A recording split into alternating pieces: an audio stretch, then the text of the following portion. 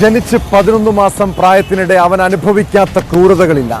വേദനയുടെയും കരച്ചിലിന്റെയും നാളുകൾ. അമ്മയുടെ കൺമുന്നിൽ വെച്ചാണ് കാമുകനും അയാളുടെ മാതാപിതാക്കളും പിഞ്ചുകുഞ്ഞിനെ ക്രൂരമായി മർദ്ദിച്ചത്.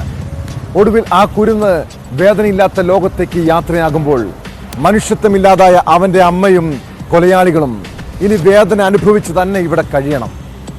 സ്വന്തം കുഞ്ഞിനെ ബക്കറ്റിലെ വെള്ളത്തിൽ മുക്കുകയും തല ചുമരിൽ ഇടിപ്പിക്കുകയും ചെയ്തത് കണ്ടുനിന്ന അവർ ഒരമ്മയാണോ?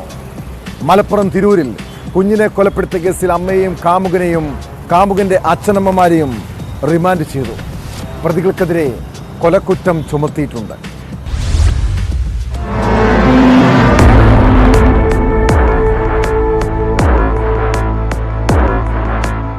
മാസങ്ങൾ നീണ്ട കൊടും ക്രൂര പീഡനങ്ങൾക്കൊടുവിലാണ് 11 മാസം മാത്രം പ്രായമുള്ള ആൺകുഞ്ഞ് മരിച്ചതെന്ന് പോലീസ് പറയുന്നു.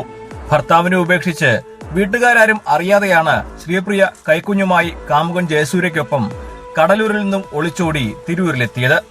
അപ്പോൾ മുതൽ ഈ പിഞ്ചു കുഞ്ഞിനെ ഇല്ലാതാക്കാൻ ജയസൂര്യയും ജയസൂര്യയുടെ അച്ഛൻ കുമാറും അമ്മ ഉഷയും ശ്രമങ്ങൾ നടത്തിയിരുന്നു. ഇതിനെല്ലാം ശ്രീപ്രിയ കൂട്ടുനിന്നു. കുഞ്ഞിന്റെ തല ചുമരിലിടിപ്പിക്കുകയും ബക്കറ്റിലെ വെള്ളത്തിൽ മുക്കുകയും വേദനിപ്പിക്കുകയുമെല്ലാം പതിവായിരുന്നു. മാസങ്ങൾ നീണ്ട അതിക്രൂര മർദ്ദനങ്ങൾക്കൊടുവിലാണ് കുഞ്ഞു മരിച്ചതെന്നാണ് പോലീസ് പറയുന്നത്. കുട്ടി മരിച്ചു എന്ന് ഉറപ്പായതോടെ മൃതദേഹം ബാഗിലാക്കി സേലത്ത് ഉപേക്ഷിക്കാൻ ജയസൂര്യയും മാതാപിതാക്കളും ശ്രീപ്രിയയോട് പറഞ്ഞു. എന്നാൽ ഭയം കാരണം ശ്രീപ്രിയ തൃശൂരിലെത്തിയപ്പോൾ മൃതദേഹം ഉപേക്ഷിക്കുകയായിരുന്നു. ഡിസംബർ 10-നും ജനുവരി 10-നും ഇടയിലാണ് ഇതെല്ലാം നടന്നതെന്നാണ് പോലീസിന്റെ നിഗമനം.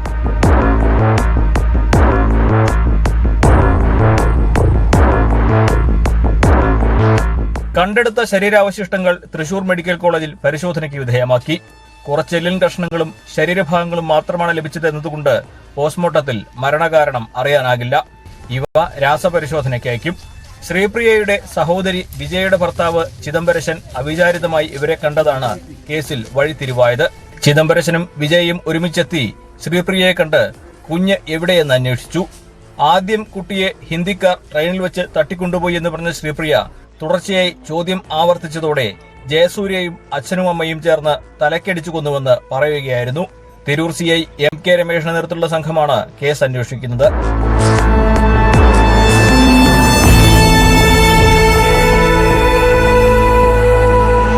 ന്യൂസ് 18 മലപ്പുറം.